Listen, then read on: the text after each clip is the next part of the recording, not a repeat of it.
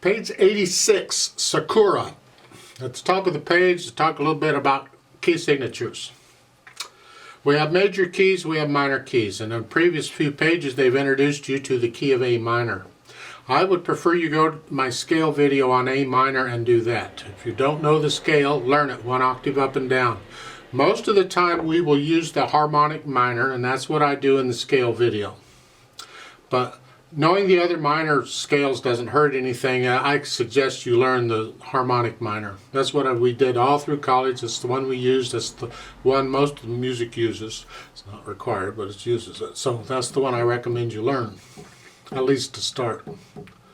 Now, when we say, okay, there's no sharps or flats in the key of C major, we can't say that anymore. Because for every key signature, there is a major scale and a minor scale that fits that key signature. They're related. We call them relative because they have the same key signature, like the same parents, I guess. So C major has no sharps or flats in it. Well, A minor has no sharps or flats in it. It's all white keys. Of course, as I said, we use the harmonic minor, and that simply means the 7th step of the scale. You just take it up a half step. So in A minor, the 7th step, 1, 2, 3, 4, 5, 6, 7. It's one less than 8, by the way. It's 8, 7. Instead of the G, you just take it up a half step, and you play that instead. That's the one we use mostly.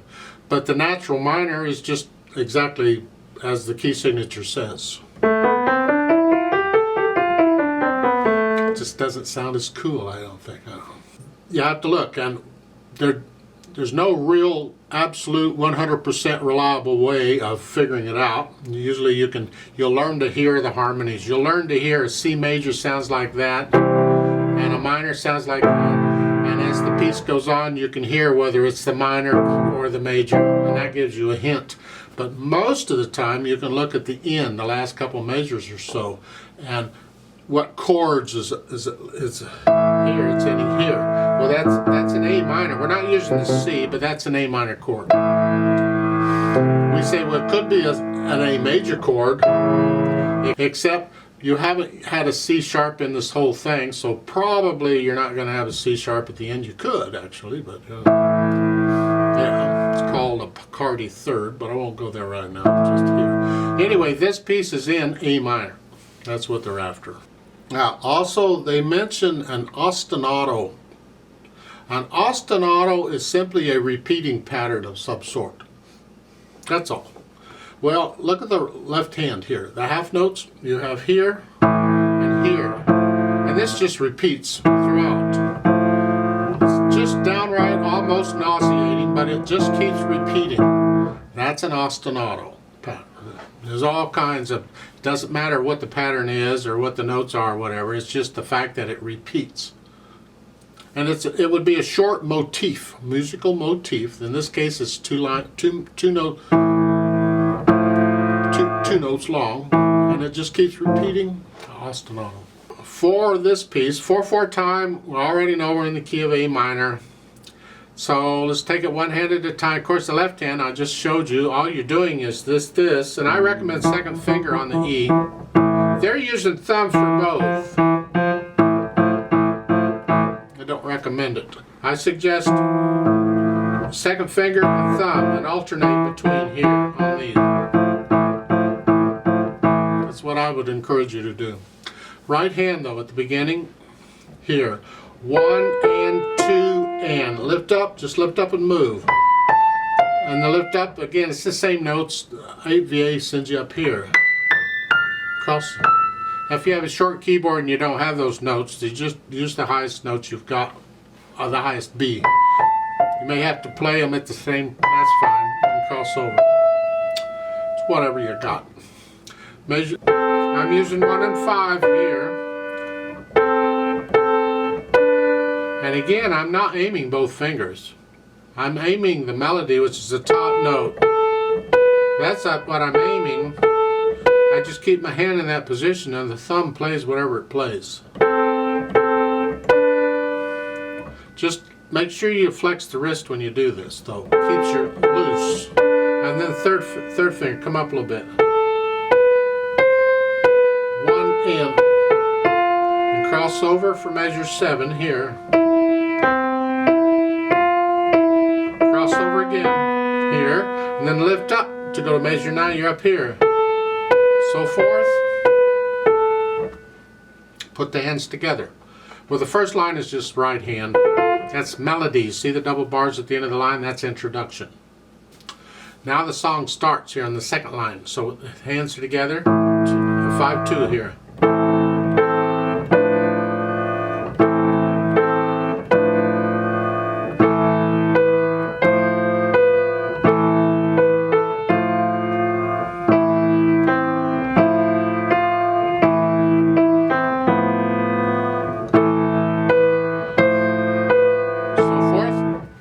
Pieces like that. You get to on page 87, third line down, on measure 15, you will notice those notes are tied. Whole notes are tied all the way to the end of the piece. Because you can only tie a pair of notes together. So if you want more than that, you chain them together. So that's what they've done here. They've got one tie after another. So you play the first one and hold it down for the rest of the piece as you play this right hand. By the way, it's a thumb on that. Thumb. And then all the time, now that's tied too in the right hand, and all the time I'm just holding that down in the left hand. Okay, and then at the end they come up together. So you get an idea of that, and then we add the articulation. Well, there isn't really any articulation except the phrasing in the right hand. Well, you have to in the first line because you got to move. But then in the second line, you can't do much with this. You just play it as legato as you can, and then here, lift up here. And then lift up. See, when you lift up like that, you don't even have to cross over, you know, and you can just lift up and move. I don't recommend it, but you can. Lift up. So put in this phrasing in the right hand. In the left hand, you just play it as legato as you can. You can't. You're going to have a little silence between them, and that's okay. Then we add the dynamics. Well, soft, whatever you think soft.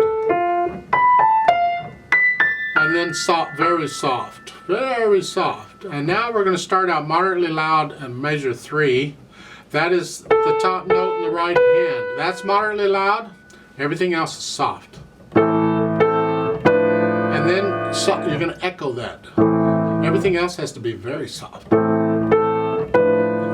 You start out soft, and the right, all the dynamics apply to the right hand here because that's the melody. So get a little louder.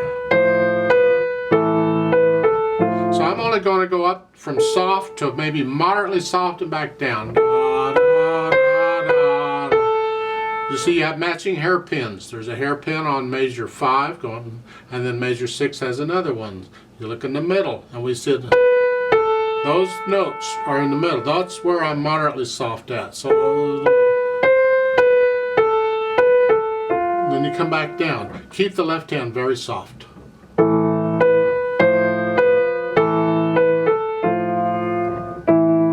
Again.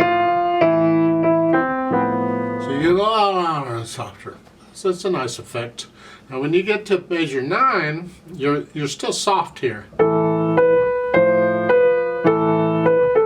I think that's an error. I don't, because they gave you the decrescendo, but there's no crescendo. You're already soft, so what are you going to do? Go down to very soft? And then you just stay. I think that's an error. I think the measure 9 should have a crescendo. So go back up again. So I suggest you put a crescendo mark and a little arrow there for that. And that's really the dynamics until you get to measure 13. And now, because you measure 12, you ended that softly. Now you're loud. This is loud. The other stuff is moderately soft. Now soft, echo it. Now you're going to get arrow.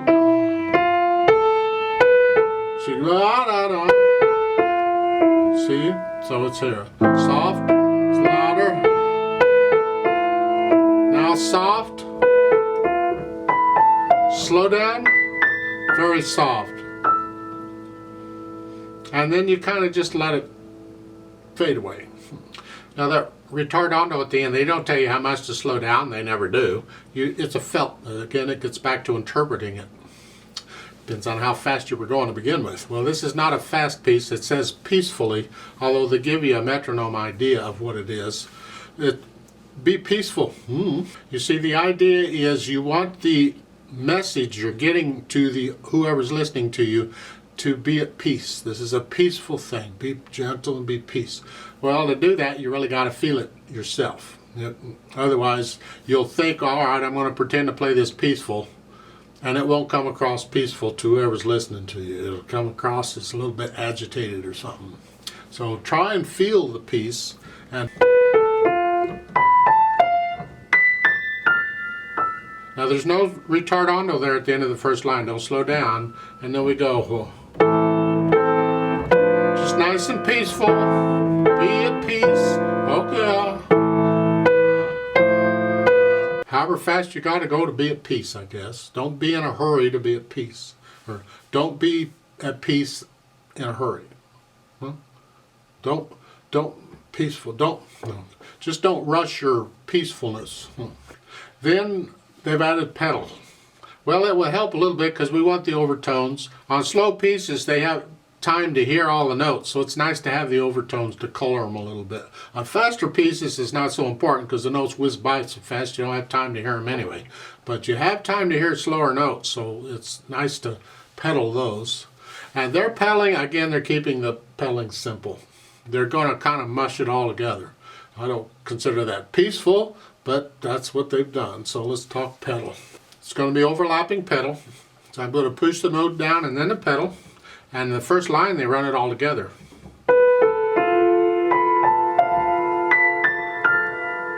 That sort of sets the mood for what's coming. Ready or not, that's it. And then you're going to push the notes down first and then change the pedal. I'm going to change it with the harmony because each of these chords in the left hand is a different harmony.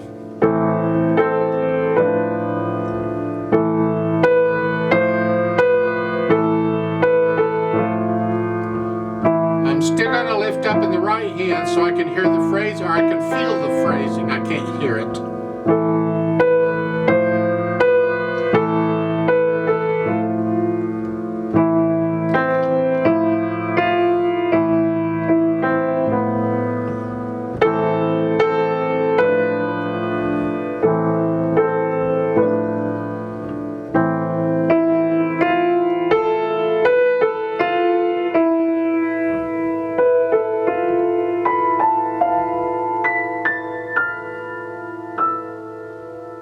Just listen to that. Listen to that, all that dissonance, all that sounds mixed together at the end, and just let it fade away.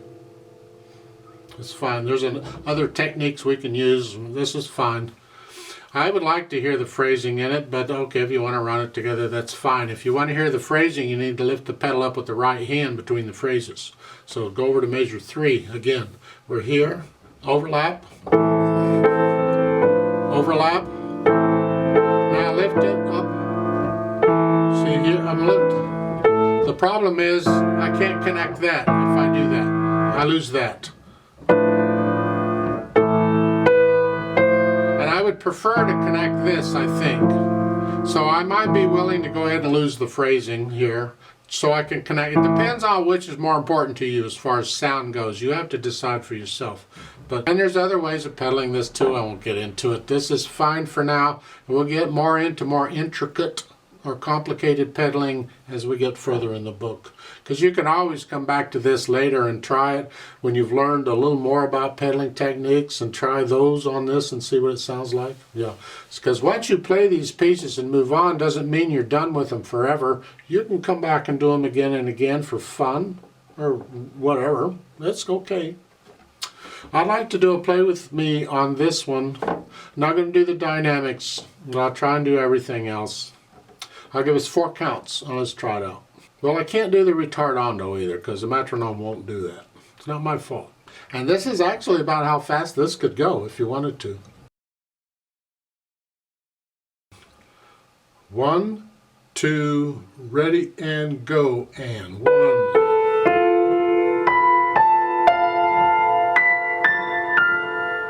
3, 4. 3, 4.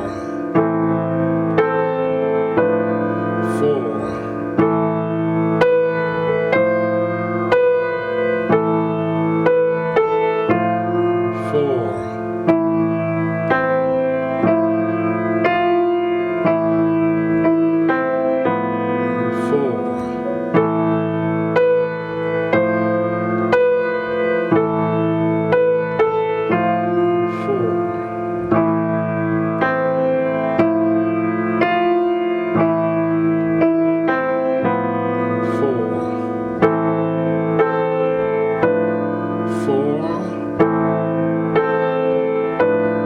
4.